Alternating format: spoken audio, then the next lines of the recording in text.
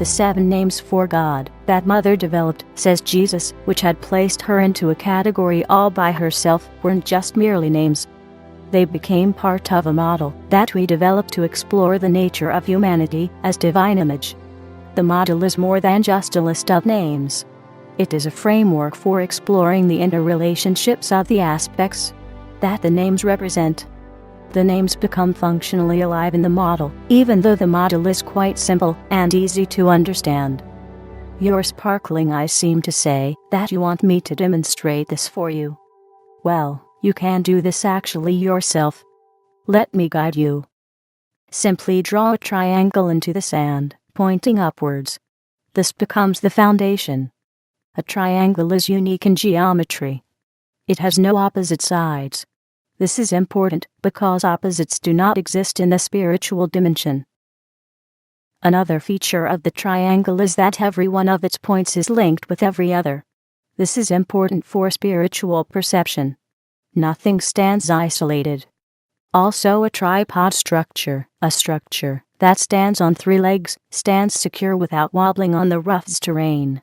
This is also a critical metaphor in the spiritual domain. Now draw another triangle into the sand, below the first one, but pointing downward. Keep a generous space between the two. You have now expanded the foundation into 2 parts. With this done, you're ready to apply the 7 names for God. With these names you build the great model of God. In the Academy, we've put the name Mind onto the top and Principle and Spirit at the side corners of the upper triangle. We have labeled the side corners of the lower triangle, Life and Truth, and have labeled the bottom point, Love. Having done this, left us only the name, Soul. We have placed Soul in the middle, between the 2 triangles. And, Mary, that's it. The model is complete, and it is now up to you to explore it, and to ask yourself if the model that you have created is correct. This means that you need to explore in your heart if the model stands up in living and reflects what you know about God. How can anyone know if this is right? Interjects Mary.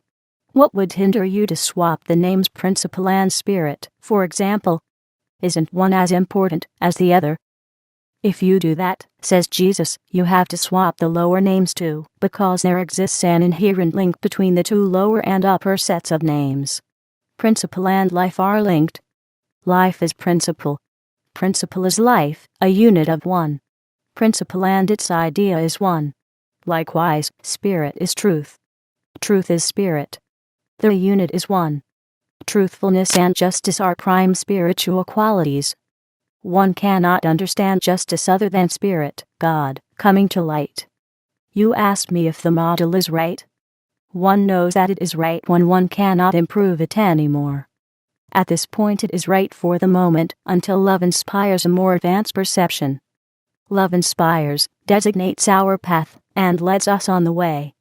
So for now, I would say that the model is right. It is, after all, an exploration model. Of course, there exist also other possible links across the center of soul. Spirit and life link through soul. Likewise, principle and truth link through soul. Here, the garden of exploration becomes more complex. Soul has a significant role to play. This role becomes still greater if one links the extremities, mind and love, also through the center, through soul. Between mind and love, soul is the glue. Soul is the nuclear strong force that ties the whole thing together. All terms in the model come to light profoundly when seen through soul. This means in human terms that they are coming to light through our heart and soul. Soul pulls everything together tightly and brings us close to God. If one draws a circle around the upper part, from mind to including soul, one groups together a functional unit that furnishes our creativity and powers our productivity. If one does the same for the lower half, one encapsulates life, truth, and love with soul. This combination groups together our down-to-earth half. Furthermore, if one combines the 2 halves that way, soul becomes an anchor that holds both halves together. The divine image man becomes thereby a single beautiful construct. And still it gets more interesting. If one applies this model to the physical shape of the human being, the head relates to mind on the top, and love becomes related to the genitals at the bottom. The arms are that with which we create and build. They relate to principle on one side and spirit on the other. Below them, our legs that we plant on the ground relate to life on one side and truth on the other side. Of course, if we apply this divine model to man, as the image of God, the 7 names for God apply by reflection written in lowercase letters. Man is not God, but is God's reflection. Human love reflects divine love. God, love, is reflected in love, unless we intentionally block it. Likewise, mind is reflected in mind, and soul is reflected in soul. In Mother's Academy, the entire complex has been coming to light right from the start, so it seems, though not fully developed then. Mother said that the unfolding soul sense inspired a celebration as God was coming to light in ever richer measures with no end in sight.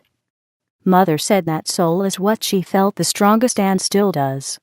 It is a presence that one can trust. If one can't trust one's innermost soul, what can one trust?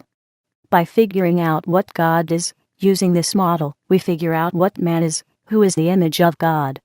Thereby we can know the nature of universal humanity. The model defines all. We do not know anything more about man than we know about God, nor anything less. God and God's image must match in every detail. The circumcision, of course, wrecks this. Jesus continues.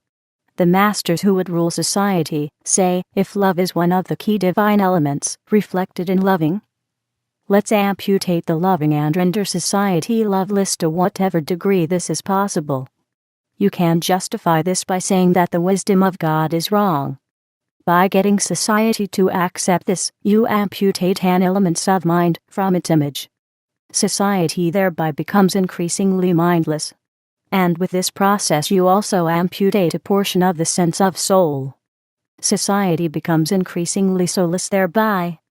Its sense of beauty, harmony, poetry, music, the reflection of soul in man, diminish. It is evidently not possible to build a civilization on this wrecked landscape. Mother pursued the opposite path to the trend of the world. Instead of allowing everything vital to be amputated, Mother determined that she would instead celebrate God's rich expression to the fullest. What society amputated, she celebrated as a vital element of God. Instead of becoming mindless, she celebrated the wisdom of God. What touched her heart in the process was the fire of the sense of soul, both in her seeking and in her finding. And it was done with fierce heartbeats. And those must have been fierce indeed, because I am the outcome of it, says Jesus and smiles. I am not the Son of God, but the Son of the model of God, and man understood, acknowledged, and celebrated to whatever degree it had been developed then. The model became functional in all its beauty. She was lucky she wasn't raped, Mary interjected. I was raped. It devastated me, especially at first. Later I learned how to deal with it. Mother didn't allow it. Rape was not possible for Mother. No one could touch her. She refused to allow it, says Jesus.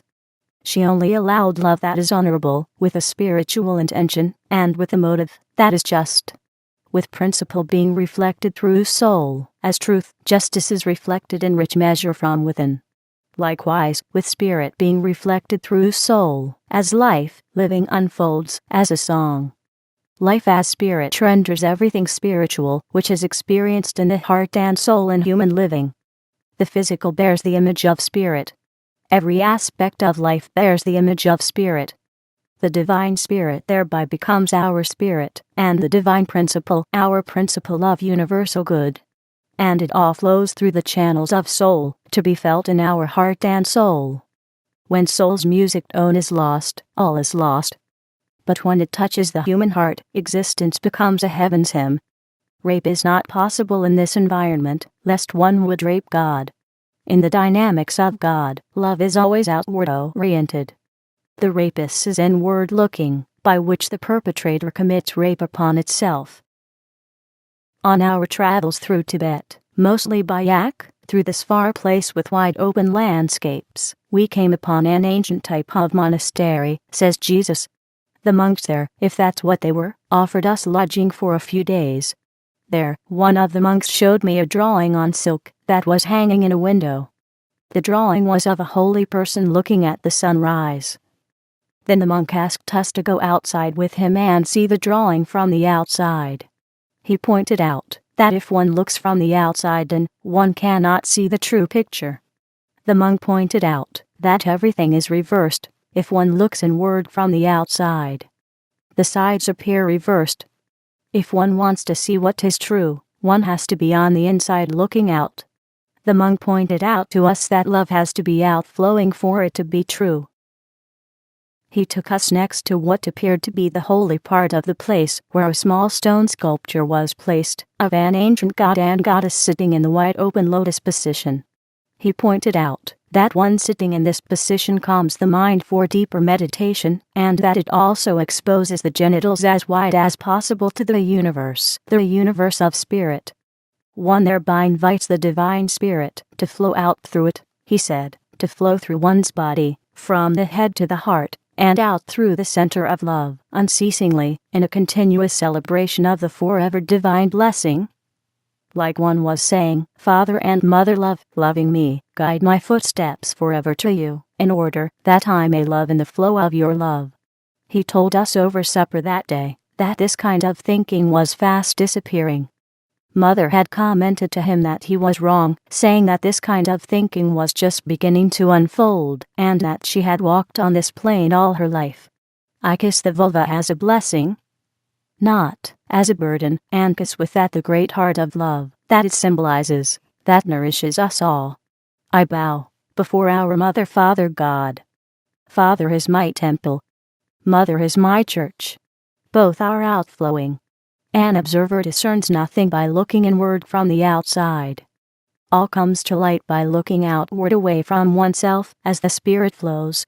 This means that everything that reflects God in humanity needs to flow from the inside out and flow through the channels of loving. Because this is how God functions. Any other direction goes against the grain of the divine design. Justice must be outflowing through love, likewise life. Nothing is gained when one seeks love from the outside looking in. The monk had agreed with Mother, and reiterated what he had said earlier, that one sees everything reversed by looking inward. One can't build a civilization by looking at everything backwards. That's why nothing works, Mother had commented. Especially rape doesn't work, whether it be political, financial, economic, or social. The rapist always commits the rape primarily upon itself. Mother typically healed the wanting to be rapist. She knows that if one follows the great model of God and man, healing occurs. She discovered this almost from the beginning. It sort of runs in the family. This is why greed doesn't work, and theft, fascism, and war don't improve anything, why empires collapse. The masters of empire become rapists upon themselves. The circumcision only aims to throttle the outflow of love. The system of empire is a rapist's invasion by a force that not only blocks love but forces society to work against God and against itself. It is rape on God, so to speak. Greed, as one of the components, is by design an invasion into love. It profits nothing. The outcome is destructive. A society that commits itself to this rape destroys itself. It would have never happened in Mother's Academy. Unfortunately, it is happening everywhere else in many different forms. Rome, for example, is destroying itself with its raping, as did every empire before it, and every empire after it will. Doesn't this rape make God angry? Mary interjects. That's not a possibility, is it? Says Jesus. Nothing affects God and God's reflection. God is not reactive, but reflective. Divine love remains what it is, and those whose heart and soul is still alive and vital will reflect this love. I am able to heal people by waking up their heart and soul, that activates in them the divine design. Suddenly they discover that they have a mind that reflects the divine, which is not small by any means. All the dreams of finity and limitation go out of the window. And they also discover divine love reflected in their loving of themselves as complete human beings, and others likewise. They begin to love universally, as you, Mary, have begun. I would like to suggest that your loving has grown too big and wide to be ever confined again into a small-scale marriage environment. Divine love and its reflection cannot be confined. All nature teaches us that love is universal, wide, rich, profound, even explosive with a great exuberance, if you will call it that. Infinite love reflected universally will be the human landscape of the future. This is inevitable, because God is what God is, now, and forever. Till we get there, love appears small to many, because they are looking at it from the outside. They will attempt to rape and steal, because they recognize themselves to be empty inside. Until this emptiness is filled from within and the normal dimension of love is discovered and experienced, rape will continue, including the circumcision, as a form of it. And society will continue to suffer the smallness of its heart, including its small marriages, that affords it some protection from the rape of loveless living. Marriages shouldn't stop, then, should they, even though the small marriage model nearly got me killed? Mary interjects. Why should they stop? They should expand, says Jesus. They should become seed kernels for an expanding process. The limited should become waymarks on the path of growing up, where we discover that we all have the same Father, and are sharing a single humanity by which we are already more deeply married with one another than any marriage commitment or ceremony could ever sanctify. We can only move forward on this path, and recognize what already is the reality of our being, whereby we begin to celebrate ever more consciously the gold that we have universally, and live as children of that single light, in which we are one, and one with God. This expanding marriage model, that mirrors the great model of God, will be the salvation of humanity in future times, before the great night begins anew, in which the sun goes dim, as the legends from ancient, almost forgotten times tell us of. What happened before will happen again, but before it does, humanity will either live as one people and work together in preparation for the long cold night, in the manner that a great love for one another will assure, or society will remain small in heart, impotent, standing on the outside looking in, and will perish of the consequences. I like to suggest that the latter is not a pleasant choice. If it came to that, it would be the ultimate circumcision, the ultimate rape, the ultimate injustice of humanity against itself, Mary interjects. I can't see now why you say that justice too, as a reflection of truth coming to light, and truthfulness has to come from within. It can only come from within. There exists no other path in the model, and, as you said, this may be the only model there is. I didn't say this, says Jesus. We have recognized in the Academy that two more different versions of the great model of God must exist. God's relationship with the physical universe must be reflected differently by a different form of the model. We have come to recognize that in God's relationship with the physical universe, God as principle plays a dominant role. The entire universe is a complex construct of harmonizing principles expressed. If a single one of these principles on which everything is built would not exist, we would not have a universe. Nothing would exist. This means that principle is the heart of God's expression in the physical universe. While this model can be used as a resource for healing our physical ills, I am not too concerned about it, because the physical universe operates perfectly. There is nothing that I or anyone can add, though we need to be truthful about it. John says that if one doesn't understand principle and divine intention, one cannot understand the universe in which one lives. The rocks below our feet are nothing primitive. They are the dynamic construct of great intelligence manifest as universal principles, and their interactions, expressing divine intention on a scale we are just beginning to discover. While I love what I see, I am not too concerned about it, because this aspect is perfect and complete. It is done. Also, I am not too concerned with God's perception of itself, in the absolute sense, which comes to light again, as a different version of the model. Here, love is evidently the heart, and the center. Higher than love one cannot look. Farther one cannot go. This fact is self-evident, isn't it? Nothing is greater in its expression than love, so it seems. Love is at the center of everything, because everything is intrinsically good, or else again, we wouldn't have a universe. The universe is established. It works. It functions, because God is principle and love. While this model, too, is a valuable resource for healing, I am not overly concerned with it, because the Absolute is perfect. There is nothing I can add, or need to add. However, as John keeps saying, if one doesn't love, one cannot see God, because God is love. If love is the heart of God, by loving, we begin to discover what God is. John explains with his saying why I am deeply concerned with the model of man, which defines the dynamics of God's reflection in us. I need to know intimately how this model works, so that we can move with it, instead of against it. This is important to me, and to all of us.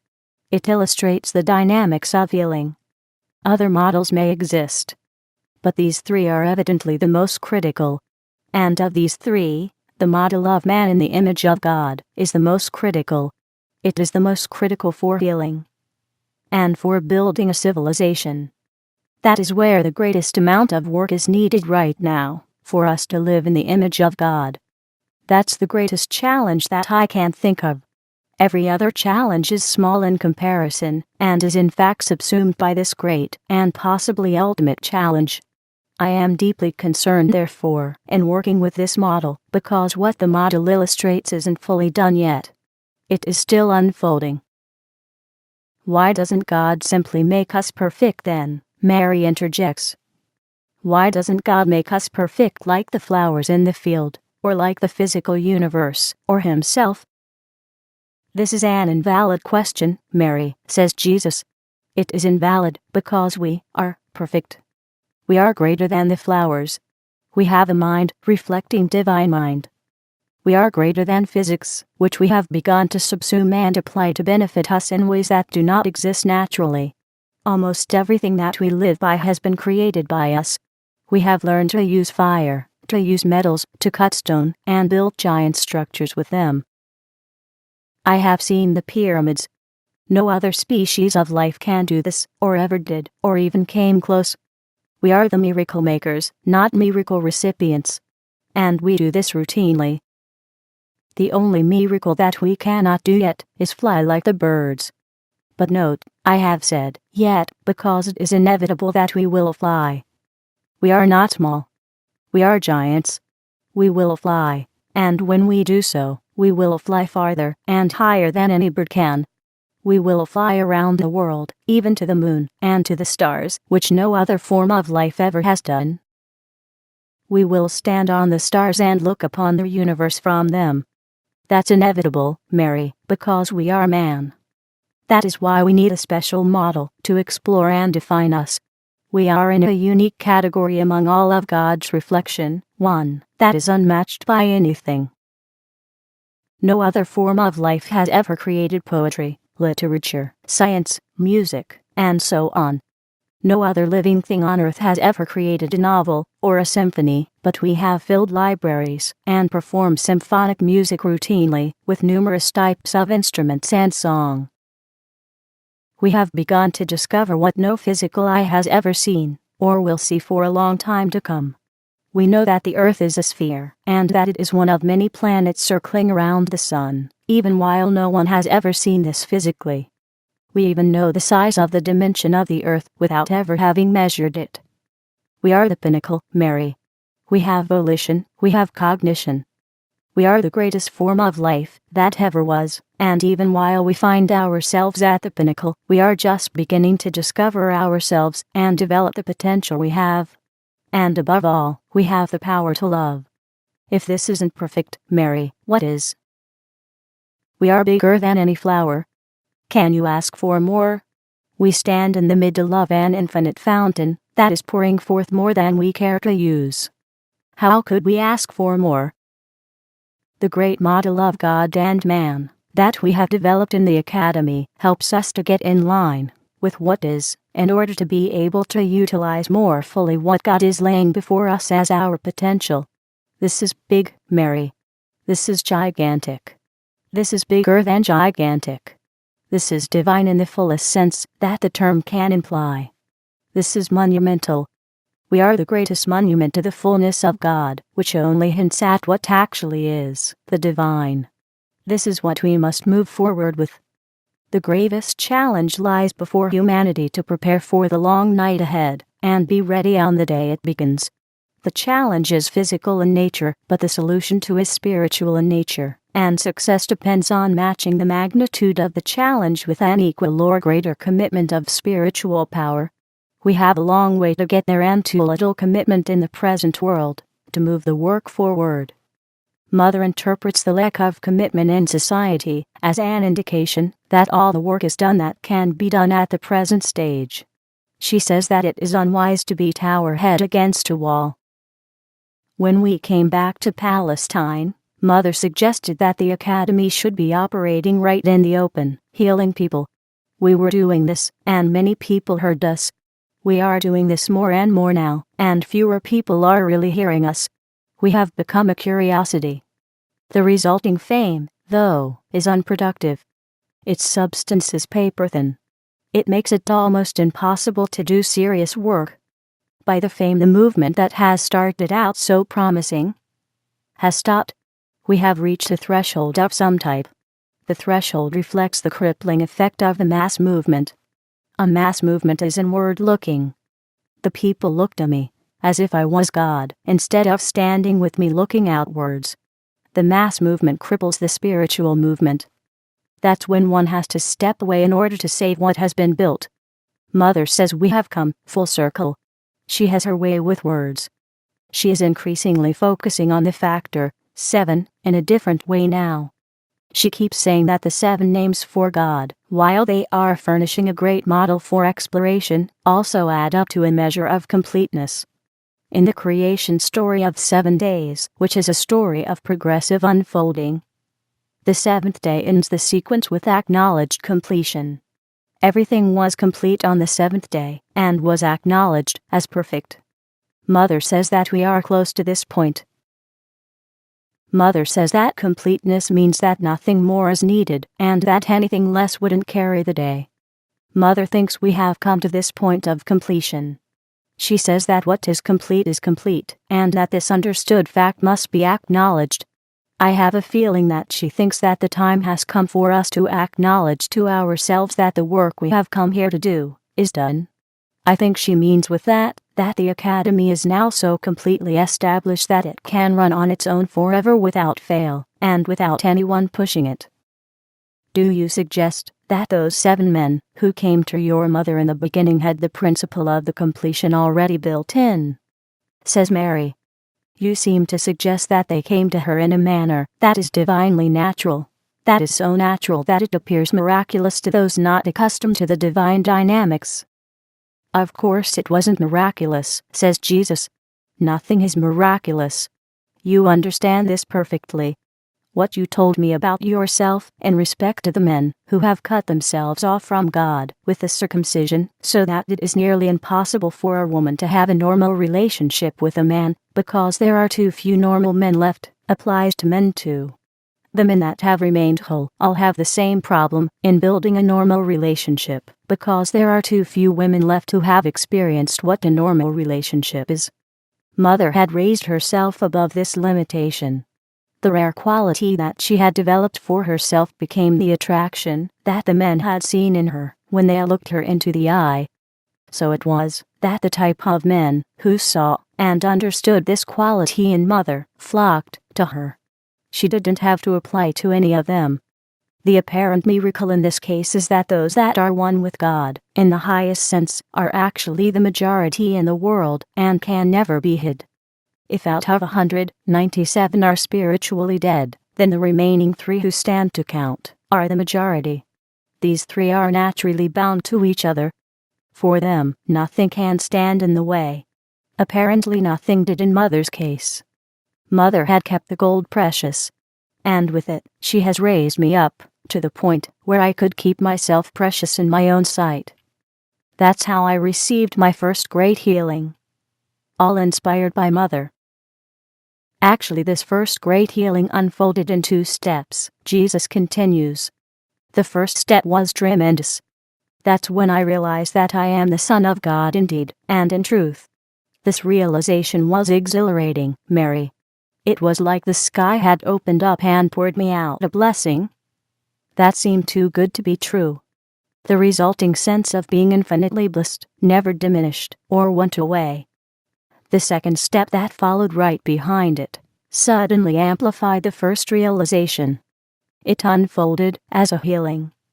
When I realized that I wasn't alone in the world as the Son of God, but that every person everywhere in the entire world is the Son of God likewise, indeed, and in truth. The second healing told me that I am not a freak with special powers that everybody has to look up to. The second healing told me that I had actually discovered what a human being is. One cannot look higher than this, than the fullest qualitative expression of God unfolding in oneself. One simply cannot expect more than the infinite. I had discovered who I really am. I had begun to live in heaven, so to speak. I had touched the fringe, as it were, of the wonders of God. I discovered later that both of my healings were essentially one single healing. I had learned to love God by being the Son of God, and by recognizing that everyone else is so likewise. From this basic imperative, from the great law, as Mother calls it, flow all true laws in civilization. It supports all healing, all peace, joy, power, and our universal love for one another. One cannot have more than this. Mother's inspiration gave me the power to fulfill the great law, to be the Son of God, in my own sight. You can't imagine, Mary, what a tremendous uplift comes with this realization. The universe suddenly lays at one's feet, and one becomes one with it, because God is all. Actually, I think I can imagine what you are saying. Mary interjects. No, you can't, says Jesus, gently. No one can see this from the outside looking in.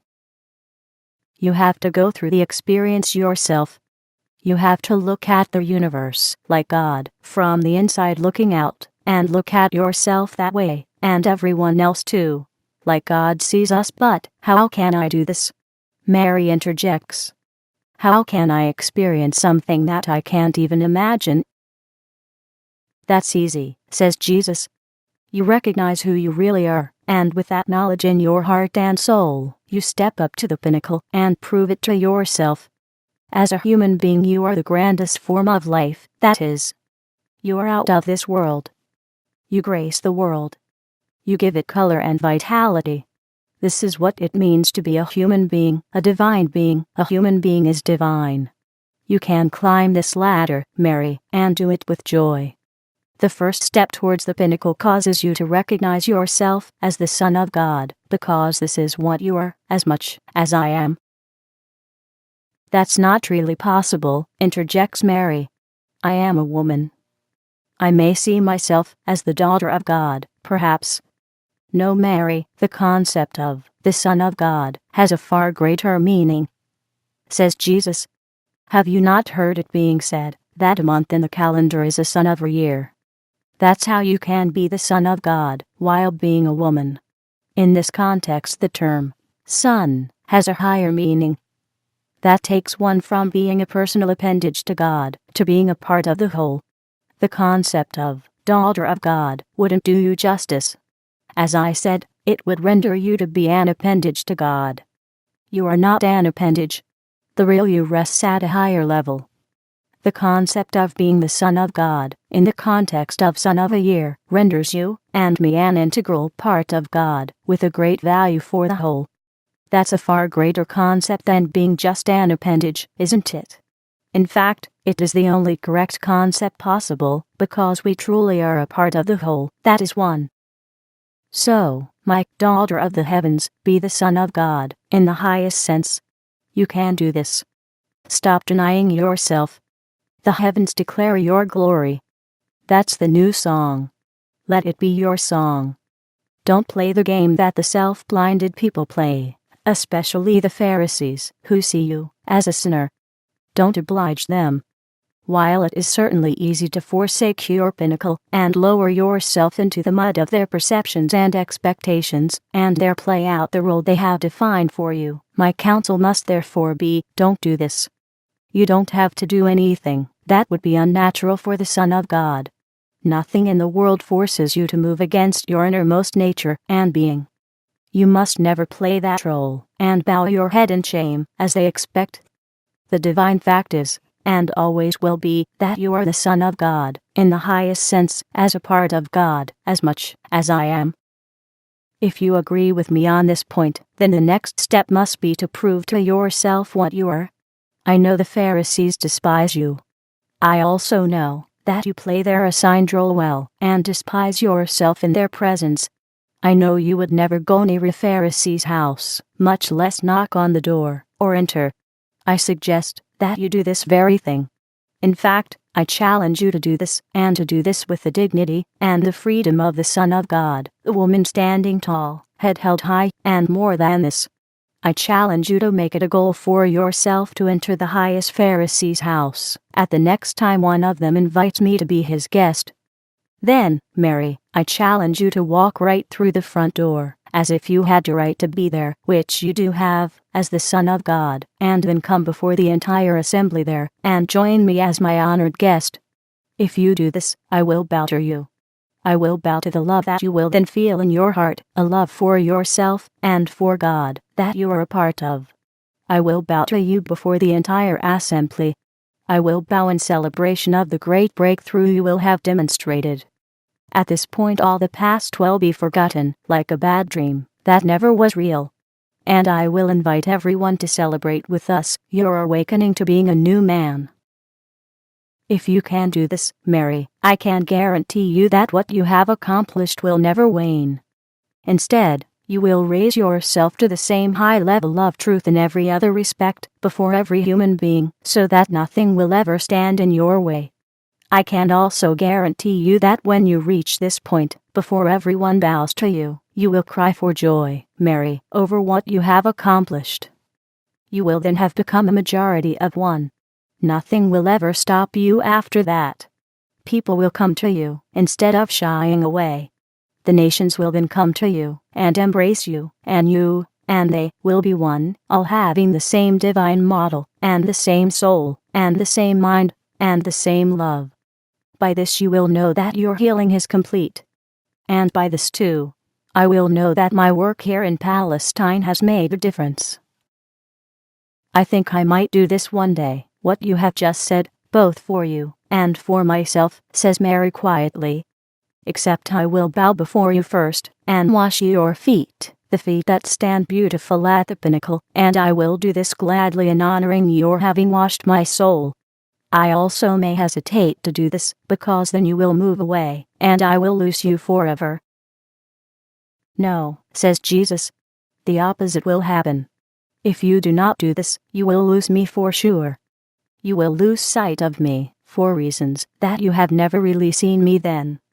But, if you raise yourself up, to be the Son of God indeed, and in truth, then, and only then, will you find me, because then you will see me, as I am. Wouldn't this be the most appropriate conclusion? The next time that Simon the Pharisee invites me to his house, I will ask John to alert you of it. Then don't be afraid. Perform your divine role, which is your native role. The people of the company may call you disturber of the peace, as you do this, but I also think that Simon will thank you for this very thing one day, for demonstrating to him what the majority of one is, even if he won't fully comprehend it then, and possibly never will. Hadn't Abraham discovered this principle too? Interjects Mary. Didn't he illustrate this principle in his defending the cities of Sodom and Gomorrah before God? Didn't God promise Abraham that if one person, with a majority of one, could be found in the cities would be saved? Abraham was aware of something like that, but he couldn't find it, says Jesus. In the Sodom and Gomorrah allegory, God had agreed with Abraham that a majority of one would be enough to save the cities.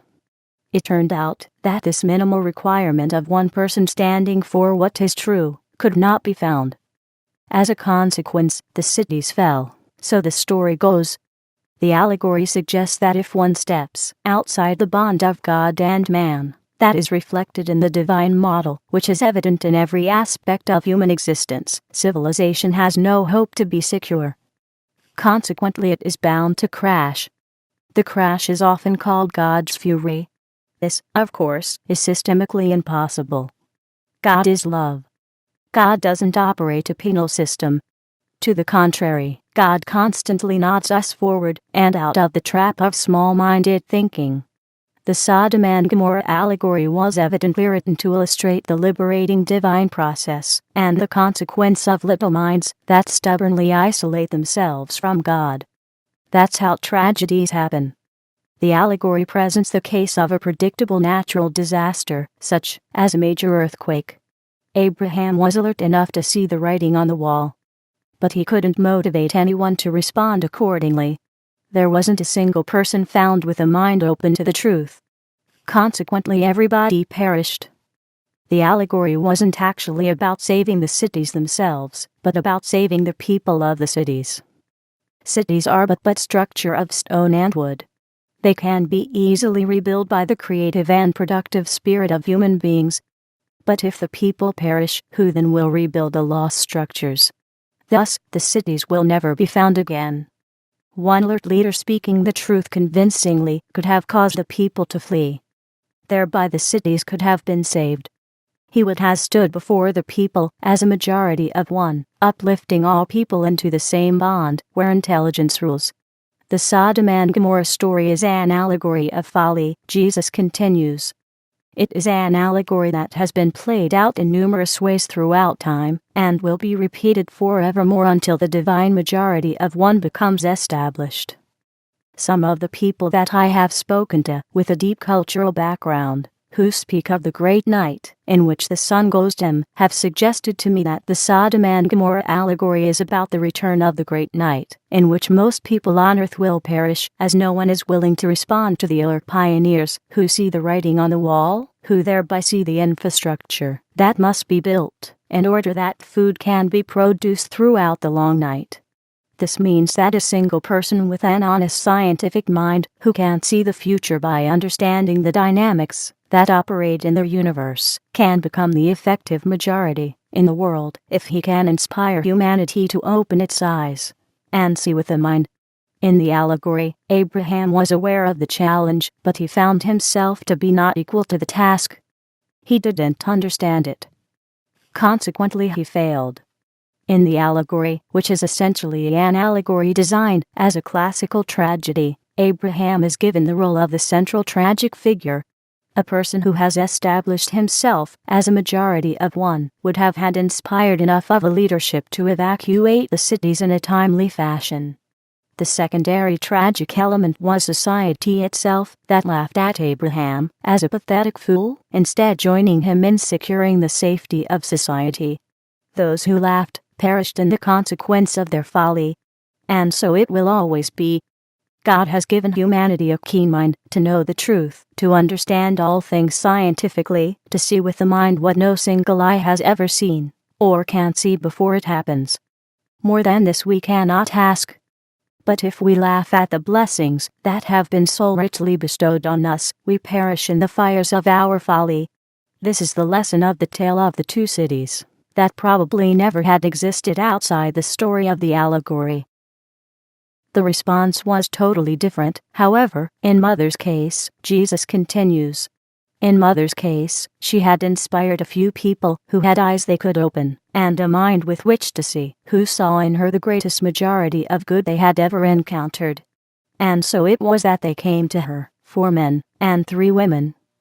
They had responded to her spontaneously, to the idea of an academy. Mother says it happened almost instantly. What seemed like a miracle happened as if this was the most natural thing to do. That's what I wanted to say to you back in the temple, that you should keep this in mind. I felt that, if Mother is right about the completion being close, you would understand my saying. Apparently you did. You might even understand now that the model for man with the 7 names for God is the model of the majority of one. In this case, the 7 names for God may not be enough. Mary interjects. Can anything be enough to name the infinite? That's what Hermes Trismegistus of ancient Egypt had struggled with too, says Jesus. Hermes Trismegistus had said that if God is all names must apply, or none at all. The Hindu do not go quite as far. They have their 7 million names for God, expressed in subordinate little deities. Mother argued with them about this. She explained to them that her 7 names for the Divine One represent infinity. Now she recognizes that infinity also represents completeness. When nothing can be added to improve a construct, then one deals with infinity, and at the same time one deals with a unit of one that includes all. This is what Mother sees herself being tied into now. And you are right, this type of thinking goes back a long way with Mother, much farther than even I know.